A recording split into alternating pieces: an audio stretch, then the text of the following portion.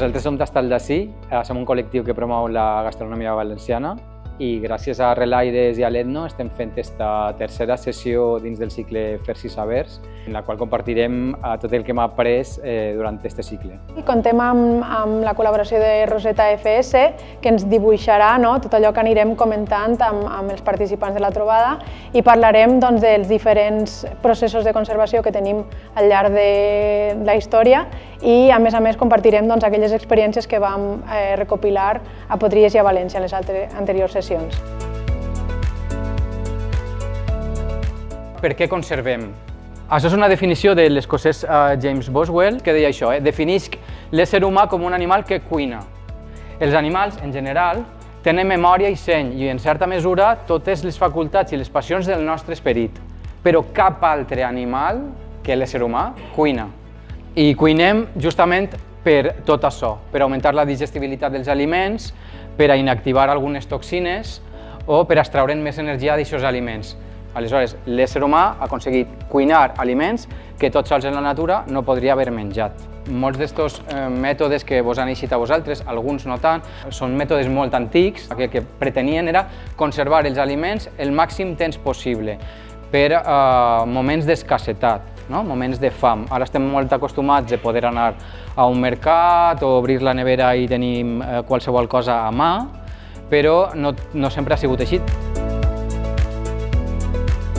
Passem a parlar del primer tipus, que és la conservació per deshidratació, i es bifurca en quatre tipus: secatge, fumatge, liofilització i concentració. Així parlarem únicament de secatge.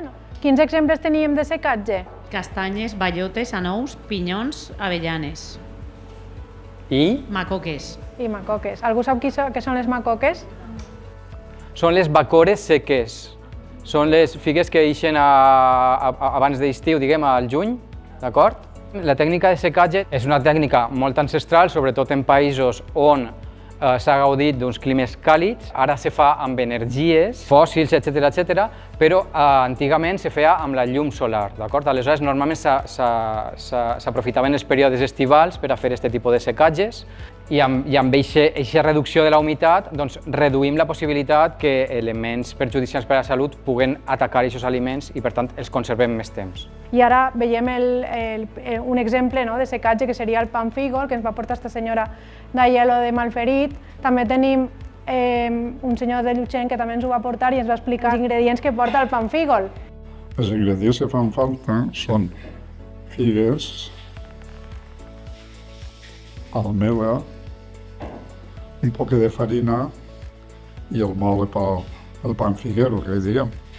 Ell mateix ha fet aquesta premsa, així veieu que l'està posant en aquesta premsa amb una miqueta de farina per a que no se li apeguen les figues als extrems i amb aquesta premsa totalment rudimentària va apretant fins que això queda un panfígol, un pa de figues, d'acord? Però ahí les figues ja estan seques. Ahí les figues estan seques ja, sí. En el cas de Maruja, ella mateixa secava les figues al forn, actualment. A vegades les congelava si tenia molta collita. Fixeu-vos que ja estem introduint processos de conservació que veurem més endavant. I aquestes figues estaven una mica menys seques del que igual podeu haver tastat en una figa seca comercial. Un altre exemple que ens hem trobat estos dies és la pericana. Coneixeu així la pericana? Sabeu què és la pericana? La pericana és una varietat de pebre que se fa normalment assada i després s'esmicola i se barreja en bacallà sec. Molt bé. I després també se li pot afegir una miqueta d'all o d'all també trossejat, però això ja va en gustos. D'acord. La pericana ve a ser com un esgarraet d'hivern, d'acord? Aleshores, en aquest cas, la tenim submergida en oli perquè Rafa la fa així i li dura un quant de temps. També tenim des de Quatretonda a Maria Amparo, que ens va portar el llom adobat, i a Robert de Simat de la Valldigna, i ens va portar botifarra de pesa i botifarró. I ens va cridar molt l'atenció perquè el botifarró estava fet de carn de corder, d'anyell, que pensem que no és tan habitual. De fet, tot el rogle de gent es va insistir de com que està fet en borrego, com que està fet en anyell l'embotit. Estem acostumats a veure embotit de porc normalment així. És possible que hagi quedat alguna reminiscència de cuina àrab o jueva en la qual mai utilitzaven el porc perquè ells ens insistien que se fa en totes les carnisseries del poble en una època molt determinada i en la resta de la Valldigna ni ho coneixen. Una tècnica de secatge és de la pasta, no? La pasta seca. I tenim dos exemples molt clars en la gastronomia valenciana, que són els fideus, que crec que així no fa falta explicació, no? I els tallaïns. Sabeu què són els tallaïns? Parlant de gastronomia valenciana.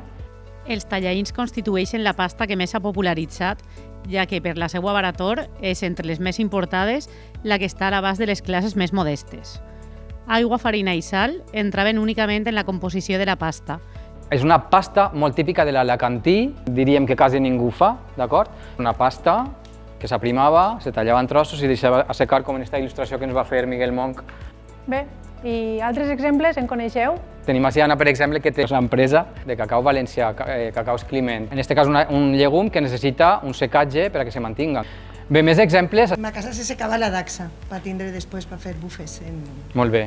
Daxa per a fer... Vosaltres dieu bufes, així podríem obrir un debat de com se Roses, roses, palomitas. borles... No? La corfa de la taronja en casa de mi abuela la penjaven d'un galliner perquè se secara i com entonces el paper anava molt escàs, era per encendre el foc, perquè té molt d'alcohol. Així que prenia... Quan estava ben seca, no? Sí, sí, quan està molt seca. I en ma casa encara la posem damunt de l'estufa i se seca, i se seca. I a més, aromatitza. Sí, sí, sí, completament.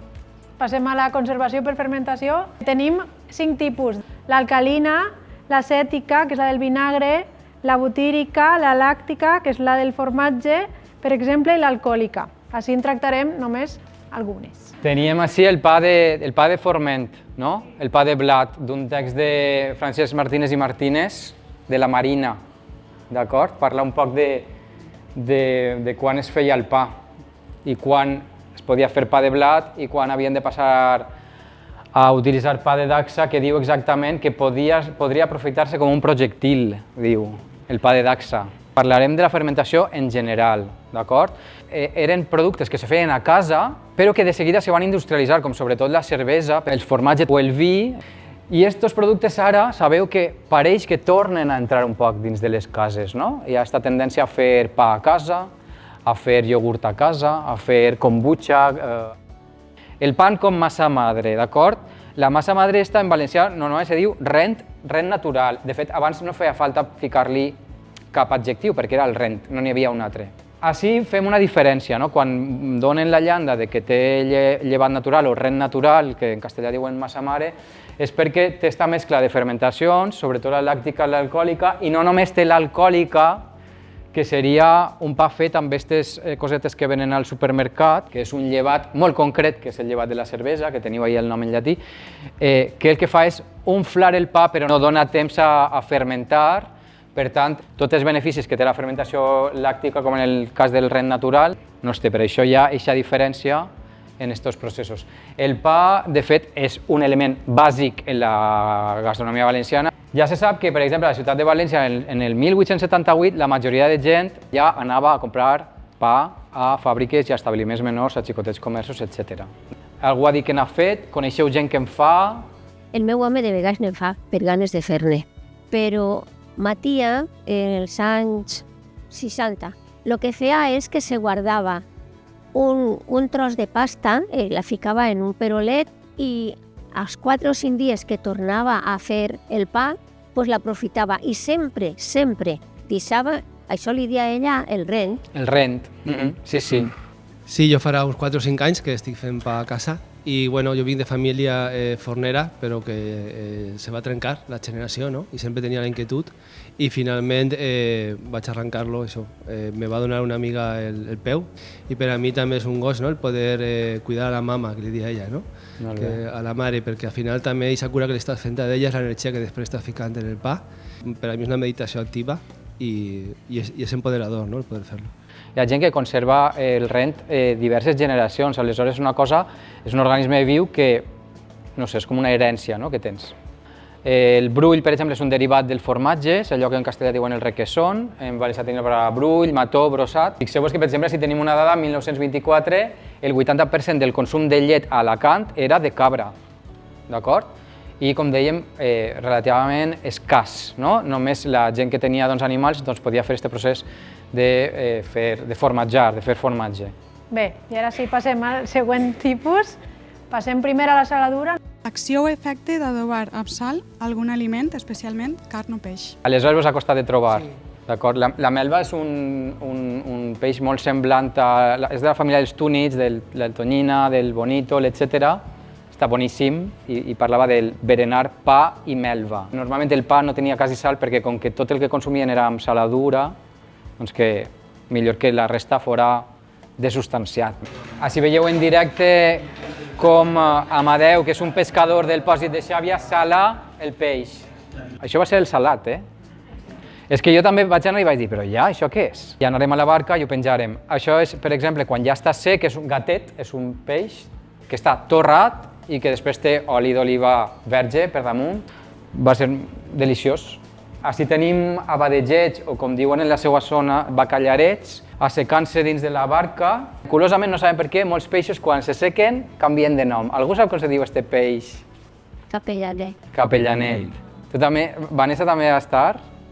Com va ser el moment que vam veure allí tots els capellanets en una fila? Sí, va ser molt bonic poder veure, perquè estava acostumada a veure al mercat, però poder com t'obrin com la gàbia aquella, no? La gàbia on ho guarden, o on ho guarden no, on ho sequen, i veure que estan tots allà, però va ser molt xulo.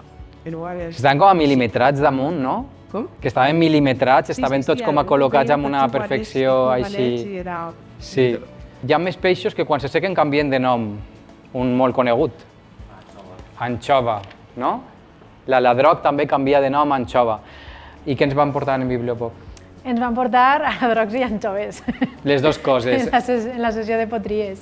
I també volíem apuntar, en aquesta visita tinguérem la sort de comptar amb l'autor d'aquest llibre, Francesc Xavier Llorca, que ha editat fa no res aquest llibre, que es diu Peix i Sal. Vos el recomanem.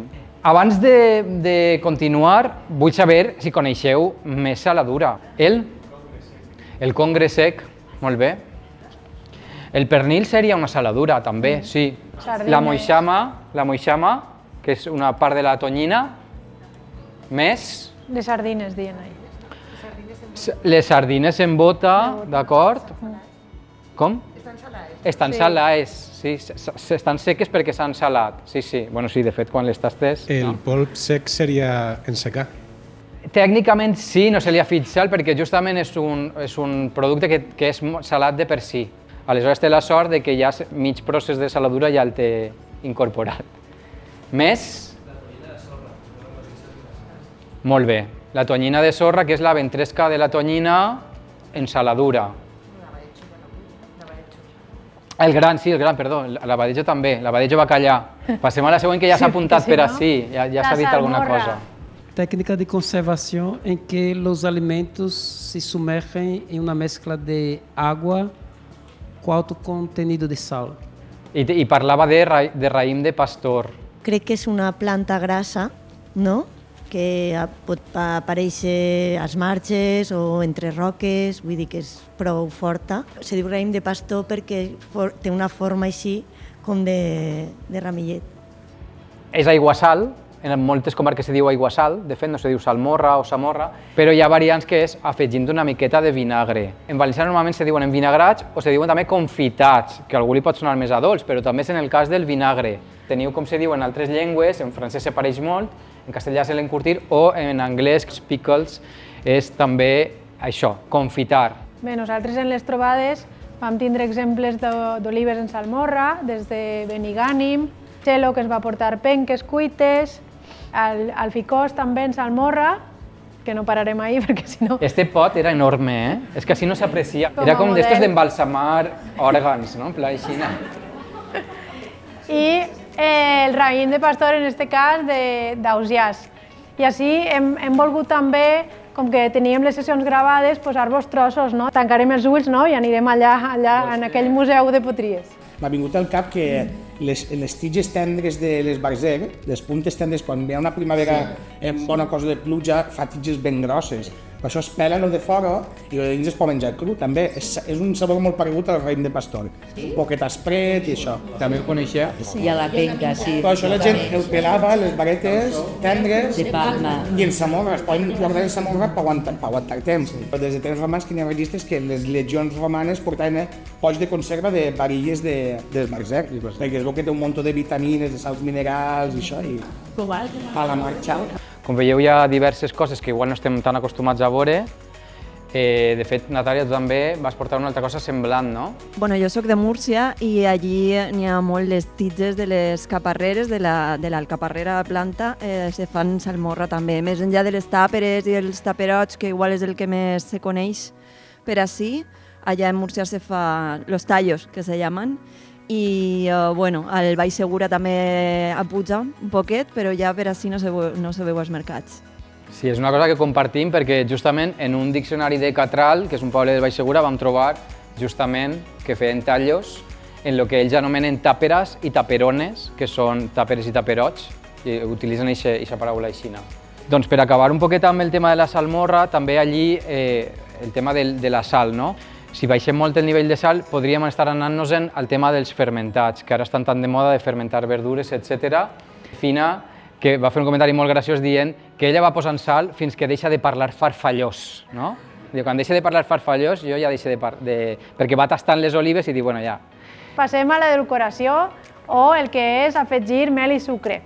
De què parlava? De quins aliments parlava? De peres confitades, carabassat, arrop i tallaetes. El carabassat són unes peces que n'hi ha blanques, verdes, no? Que se fa de colors. El que passa és que jo no he sabut mai d'on és de la carabassa. En teoria això primigèniament és de la carabassa. Però no és de la carabassa normal, és de l'altra blanca o com? Pot ser que sigui un tipus de carabassa que no és la que se porta a torrar. Se coneix un poc per el que li fiquen al roscón de Reyes, no? El que a vegades se posen alguns dolços per damunt, ara se fa de diversos colors, se posen colorants i això, abans era més blanc o groguenc, no? I l'arrop? Sé que és marronet i gelatinós, però ara no sé d'on... Marronet i gelatinós... Estàs molt prop. Estàs molt prop. Vaig a dir-ho en la boca plena. És most de vi que se va concentrant, no s'ha de bullir, s'ha de deixar a molta temperatura, però que se va concentrant, se va perdent i després se fiquen dins vegetals diversos, normalment talladetes de meló. Tenim associat, diguem un poc el mateix sintagma, arrop i tallaetes. El que estaves descrivint tu són les tallaetes. Això cosa més marró, viscosa o així, d'acord, més dureta, que està dins un líquid, que és el líquid que teniu ara damunt la llesca de pa, és arrop. Si així tenim, per exemple, Amparo de Campoartís, de la Plana d'Utiel, que ens va portar arrop en la sessió de València. Aleshores, com comentava el company, és most de raïm reduït, fins que se queda un caramels, fins que se queda eixa melassa, i dins d'eixe most, mentre anava reduint-se, anaven posant-hi vegetals que normalment eren carabassa, era corfa de meló, fins i tot coses que igual després no se menjaven, perquè allí s'arribaven a endolcir codonys, que també ha apuntat algun company, i altres fruites que anaven coent-se. Jo vaig veure un vídeo que diuen que a més del raïm també se feia a vegades en figa. L'arrop, diguem, canònic o més antic és en most de raïm, però hi ha molts llocs on bé per lo que siga havien tingut una mala temporada de raïm o no en tenen, que ho fan d'altres ingredients.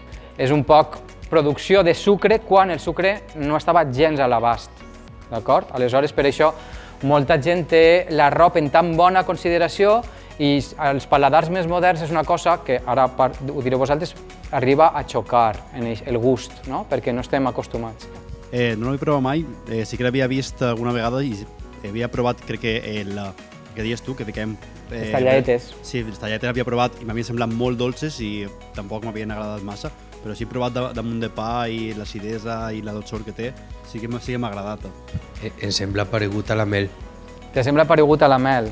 Una miqueta més àcid, igual? Una miqueta més àcid, sí. Potser si haguérem tingut l'autoestima que tenen altres cultures culinàries, ja hauríem fet com els italians, que haurien fet un vinagre de Mòdena, etcètera, perquè l'arrop serveix per a qualsevol cosa, fins i tot per a amanir ensalades. Pero el arroz es algo accesible de trobar hoy en día. Este està comprat. Ah, vale. Està comprat en torrent i a qui estigui interessat li puc donar el nom de la botiga. Clar, perquè vaig veure que fer-lo és supercostós d'elaborar. Sí, no. És un procediment costós. Ara sentirem una persona que en parla, d'acord? Una gravació dels anys 2000, de que porten diversos dies bullint l'arròs, perquè normalment el feien en calderes molt grans, per tant, per reduir-la, tardaven dies, apagaven el foc, tornaven a fer-ho. Molts participants que vingueren ens van dir que era una tècnica que utilitzaven les melmelades. I ara esta persona, en l'àudio que sentirem, diu quan sap que això està en el seu punt. El secret. El secret. Quan ja comprens que ha estat molts dies bullint i desbromant-lo, entonces agarrava mig got d'aigua o quasi un got ple y en una cullera, entonces se tiraba una goteta de arroz. Y entonces, si se queda baix, no estaba. Y aquí no, millor estaves 2 o 3 días casi probando.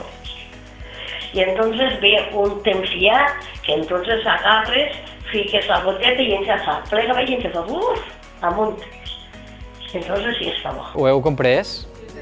La goteta fa bruf i puja cap amunt, aleshores ja està bo. També és una cosa que dura molt, dura moltíssim i se conserva, no dic eternament, però... No, que per exemple l'arrop, que li diuen arrop ahí en la zona de Cádiz, s'utilitza per a ficar-ho dins del Pedro Ximénez. Empreguem el dolç, l'aromatissa i li fiquen ahí. Si és natural, no el fiquen, però si volen fer-ho més ràpid i més antinatural, doncs li fiquen arrop. És com un punx allí, no? Exacte. Ja. Pues que lo més exòtic de mermelada que he fet ha sigut de figa palera. I el problema és pelar-la, no? Els punxos. En un paper per llevar-li les punxos. Però després està deliciosa i cal colar-la perquè és granet i suat. Sí, però se fa una mermelada molt fina que queda molt bona acompanyant-la en un gelat. Ja apuntava que en Menorca fan arrop en la figa palera, també. Vull dir que també té prou de sucre per a fer l'arrop. Bé, durant aquestes trobades hem tingut molts exemples conservats en mel i sucre. Per exemple, tenim la mermelada de pruna, que ens va semblar bastant curiosa, i la mermelada d'albergina. I ahir obrim un tema que crec que creiem que és molt important en aquest àmbit de passar informació, de passar aquestes receptes, aquests secrets de generació en generació. I així, arran d'esta mermelada d'albergina, va eixir a Potries una polèmica. Aleshores, de nou tanquem els ulls i imaginem que estem ahir en aquest rogle amb tots aquests participants a Potries. Molta gent que no vol passar, per exemple, la primera matança que vam fer els amics, vam contractar una persona que era professional d'això i portava les seues espècies i tot per a fer llonganissa de tota cosa. No ens va voler donar la recepta. Ens ha passat, no sé si teniu alguna teoria sobre això o penseu per què aquest secret van... Avarícia. Per exemple, el que estem parlant ara, mermelada d'albergina, me la va donar la mare d'un cuiner la recepta i em va dir que era tot secret. I jo, aleshores, no ho he apuntat, jo l'he portat per a que la proveu, però em va dir top secret. Perquè, clar, totes aquestes persones que van vindre ens van portar totes les receptes escrites, de tot el que ens havien portat i tots els secrets. I, clar, a l'obrir aquest meló del secret, de compartir o no compartir aquests sabers... Volem que quede clar des d'ací, de fet, el nostre projecte és un poc això, no parlem del passat, parlem del present o fins i tot del futur, no? Tècnica tradicional de conservar carn, peix o altres aliments dins una substància untosa, combustible, generalment més lleugera que l'aigua, en la qual és insoluble. Botifarretes en oli. Molt bé, parlàvem de la conservació en oli o en greix, no tan habitual, però sí que de vegades s'han conservat aliments en greix de porc, el que així diem sagí, d'acord? Una tècnica també molt antiga que preserva els aliments, sobretot de bacteris que no necessiten l'oxigen, però els que no necessiten l'oxigen continuen fent camí. Aleshores no sol ser una conserva que aguante moltíssim, d'acord? Però sí que sol aguantar, d'acord? Aquest fet de que hi ha uns bacteris anaerobis que sí que poden continuar, diguem-ho així, malmetent l'aliment i fent-lo llançar a perdre, se crearen altres enginys, com per exemple l'escabetx, que no deixa de ser una suma d'olis amb vinagres, se junten, diguem, les propietats de conservació de tots dos ingredients per a poder conservar més un determinat aliment. A Potries va vindre Anna de Cimat de la Valldigna, que ens va portar llom escabetxat. De Palma, Txelo, que ens va portar moltes coses, també ens va portar frit. I així a València va vindre de Xirivella, Rosa. I també tenim un tall que crec que és interessant d'escoltar. Sí, perquè veureu, perquè és que s'arma un rebombori amb les botifarres en oli. I mireu què diu Rosa, mireu què arriba a dir. Això, arribes a una casa que t'han convidat i no saps què posar cercant, res de colònies, res de... ¿Cuánto no te has traído? Botifarres en oli. Ja ho sabeu, el druni no. En este cas, aquestes botifarres es frigen en oli, es trauen d'aquest oli fregit i es posen en oli verge, nou. Diuen que són molt típiques en els dies de festa en Xirivella i en l'Horta Sud, perquè així quan ja arriben de la festa ja no preparen el dinar, ja és a la pataqueta. Encara queda en algun poble, és que no sé com dir-ho en valencià, la orsa. La orsa, sí, la orsa o... Sí, de fet, el frito, era això, d'acord? La orsa se refereix a uns recipients que eren d'argila, de fang. Actualment encara se fan així, però molta gent ja ho tira directament al pot reutilitzable i això. Sí, en valencià se diu de diverses maneres, també se pot dir orsa. El coneixeu, això? Que és carn fregida dins d'oli, també. És com botifarres en oli, però amb trossos de carn, no? Igual ho sabeu o no, però la botifarra neix a l'Horta Sud per descendent de ceba, no? La ceba se feia en horta, s'estava, quan no hi havia venda suficient d'Europa per a poder donar l'icida, quan es començava a fer la botifarra. I s'estenen de botifarra és el que se ficava en l'oli. Més o menys com tu has dit, però la botifarra té que estar seca. Sí, sí, ha d'estar seca. Passem a parlar d'alcohol? Coneixeu o no? Ni Cantueso ni Beata Maria. Molt bé. Per ací, Gitam. Gitam és el nom d'una planta i alhora el nom d'aquest alcohol que se fa amb aquesta planta. Cantueso en valencià se diu tomaní, és una espècie de timó que només existeix en la banda de l'Alacantí, Vallsegura, no sé exactament fins on arriba, però només per allí, per aquella zona, Alcoià, etc. I se fa un licor, a Elx, se fa un licor molt conegut allà, de fet l'herba te la venen per a fer infusió seca i això, que se diu Cantueso. Herberet, tot el món d'ací coneix l'herberet, l'heu tastat mai? Aleshores no cal donar-lo, no? No cal treure herberet? És un licor tradicional de la zona de Diània, que es diu ara, que com veieu en cada casa el fan diferentment, però així teniu una llista del que ens portà Rafa. Ell ens contà que va prendre la recepta del seu iaio i va començar a acompanyar-lo a la muntanya finals d'hivern, principis de primavera, un poc aquesta època, i va començar a fer-ne. Pues os voy a contar que en el norte casi no te sacaríais tenía pana. Entonces arrojaba els grans de la pana en un pote de rave i es ficava en casalla.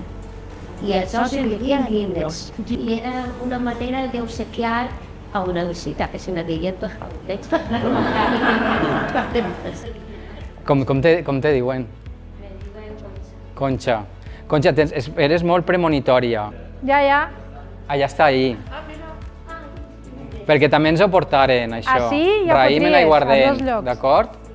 Un mètode de conservació de raïm en altres llocs on hi ha cireres, com en la Vall de Gallinera o en els ports del Maestrat ho fan en cireres també. En este cas teníem una Carlos que venia d'Engra i Enriqueta que venia d'Aiero de Malferit, més o menys amb la mateixa recepta. Ens van dir que sa mare de Carlos, que era qui havia fet aquella conserva, havia insistit molt en que digueren la varietat del raïm que s'havia d'utilitzar per a fer d'això, no? En la zona de la Canal. Botón de gallo. Per allí, per el sector diguem, de la zona valenciana parlant, deia sí, això deu ser la Rossetti, el raïm Rossetti. Jo no ho sé exactament. I l'altra anècdota, perquè jo recordo que la meva iaia es posava un granet de raïm, ja en aiguardent, ja ben amerat, en el cafè. Se'l deixava en el cafè, que no deixa un tocaet.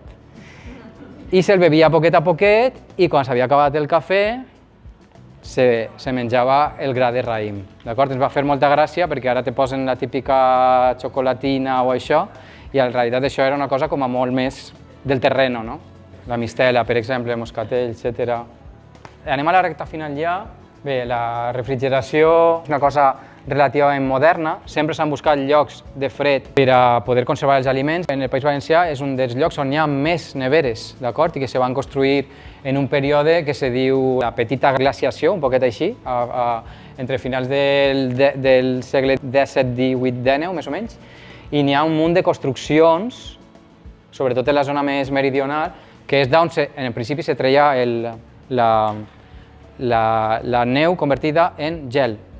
El que va costar no va ser inventar el gel, que també, sinó que va ser adaptar la temperatura de la fredor al producte. Allí van passar moltes coses fins que quasi ja ben entrat al segle XX començar a adaptar-se la fredor als aliments concrets per a que se pogueren conservar. Per tant, és una cosa com a moderníssima. Tenim així un exemple de l'aigua civà, que eren bollits de cereals ensucrats, amb neu, gel, i se feien refrescs. Passem a l'apartat d'esterilització. A veure, vosaltres quan vos diuen conserva, això que dèiem al principi, què vos ve al cap? Tomata, però com? Així en la planta, no. Vos venen al cap pots, no? Pots de vidre, pots metàl·lics.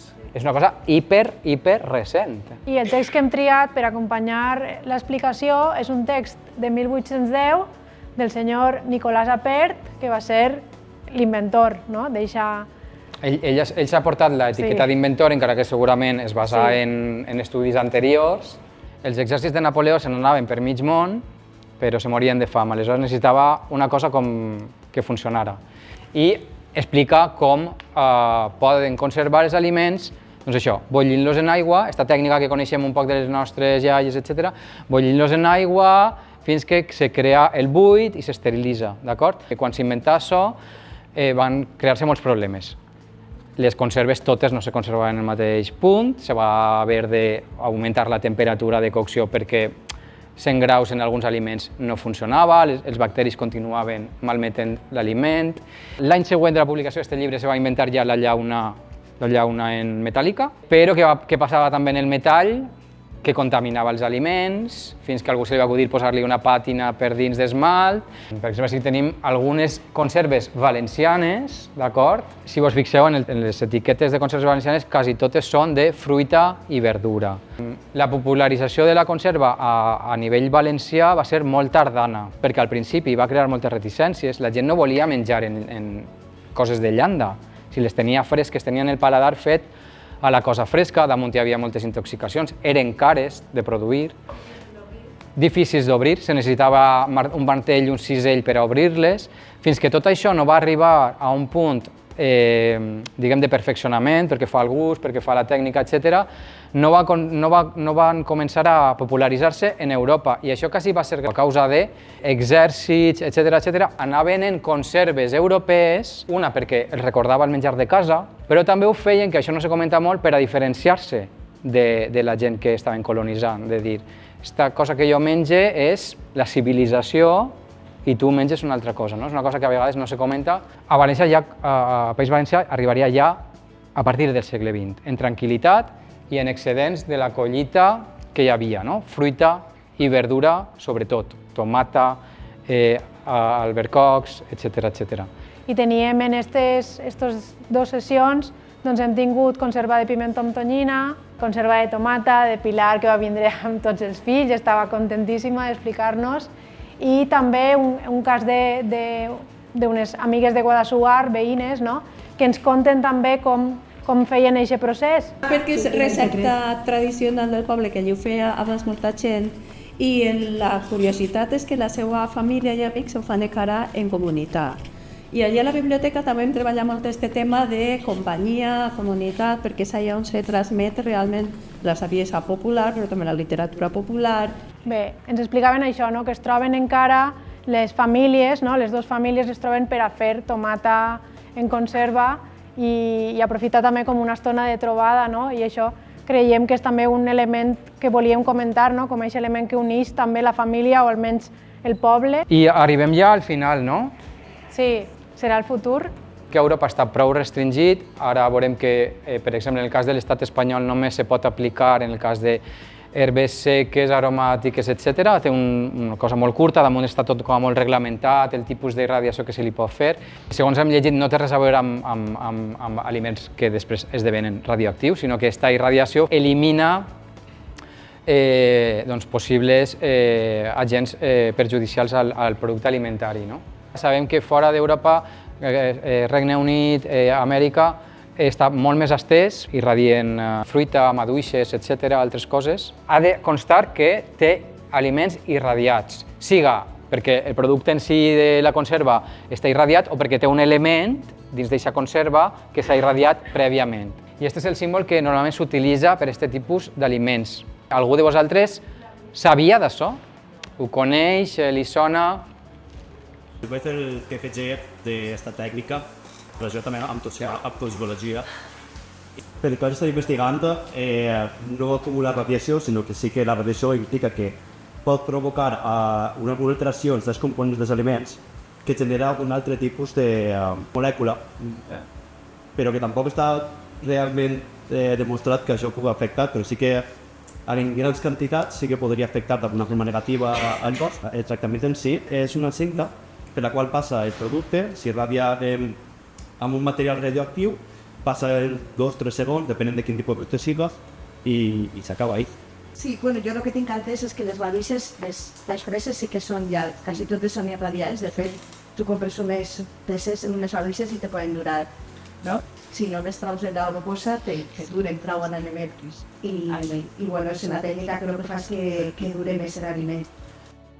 Després de veure aquest punt, com penseu que la conservació d'aliments evolucionarà en el futur, d'acord? Com penseu que, doncs això, no? Que aquests mètodes tradicionals, si se traspassen o no se traspassen, quina és la vostra experiència? Sí, a mi hi ha interès. El que passa és que són tècniques que requereixen prou de temps. Això ens ho deien en moltes xerrades, ho deien a les sessions, no? De dir, és que la meva filla no ho vol saber, però sí que després me demana el potet, no?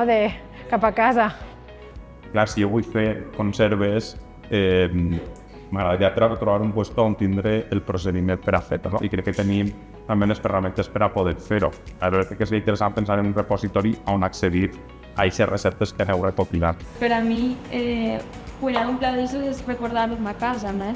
I aleshores penso que és superimportant que s'ha de passar, però és que jo veig a la gent de l'enguada les coses que menja, que cuina, i no tenen res a veure amb receptes tradicionals. Jo el que diria és que bueno, jo també he tingut la sort de que moltes coses d'aquestes jo les he vist en ma casa se feia.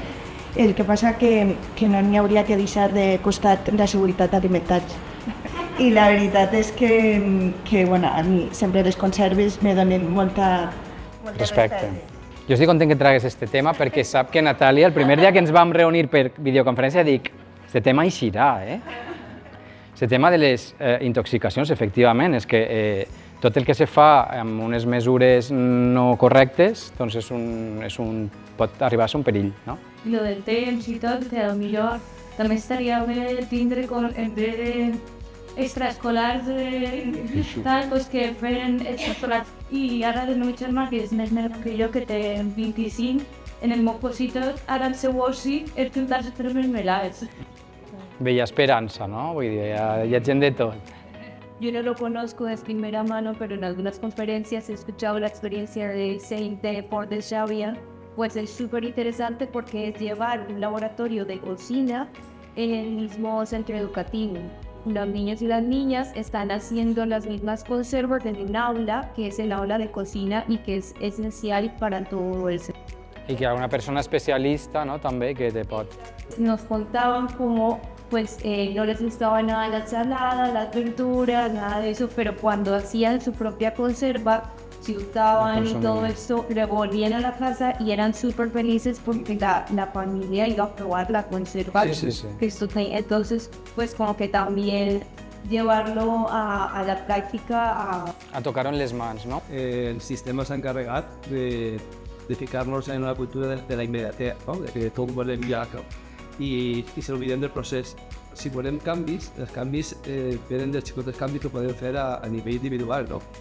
A nivell personal sí que per a mi m'empodera i me fa sumar en la sobirania alimentària el poder tenir els recursos que si en un moment donat el sistema farà cloc, que jo pugui continuar visquent.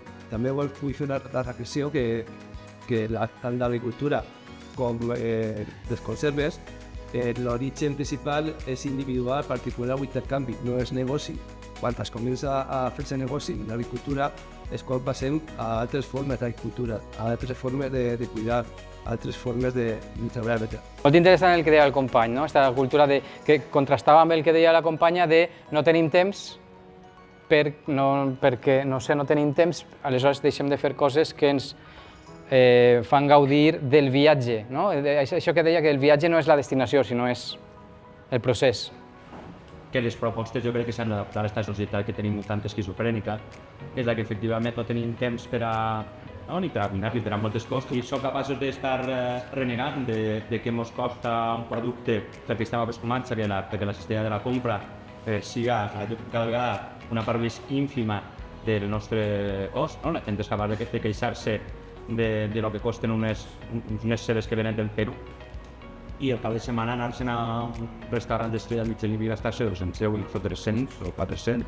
És possible que s'etica també que fer, que caure un poc en aquesta xicoteta estupidesa de fer-no tot tan sexy, tan comercial i tan xic i tan no sé quant. Res, moltíssimes gràcies. Espero que vos hagi fet profit d'alguna manera. Gràcies a vosaltres. Gràcies.